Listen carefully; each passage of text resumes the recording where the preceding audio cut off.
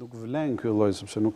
Vlen ky justifikim? Ja, nuk, absolutisht jo, sepse nëse nuk e ka AKU-ja të drejtën për të bllokuar kuantitetin kush e ka. Dhe bie që në këtë rast i bie që po përjashtojmë veten nga përgjegjësia e tyre ligjore. Ato kanë përcaktuar qartësisht në ligj që në momentin që kanë indicje apo kanë dyshime të caktuara ose kanë një plan inspektimi me bazë risku, detyrimisht duhet të marrin masat për bllokimin kur ata dyshojnë apo kanë indicje për këtë lloj fakti deri në marrjen e rezultateve definitive. Dhe në momentin që marrin rezultate definitive për një rrezik në lidhje me ose për një prezencën e nevojës për ngritjen e alarmit në sigurinë ushqimore, duhet të reagojnë në mënyrë të menjëhershme, të qasshme për të gjithë publikun, duke bërë të identifikuar problemin, shtrirjen e tij dhe në të njëjtën kohë subjektin që ka sjellë atë.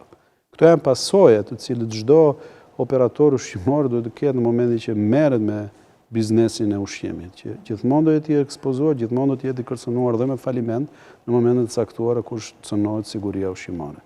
Ky është një fakt, nuk mundet dot që AKU-ja të përjashtohet nga ky fakt.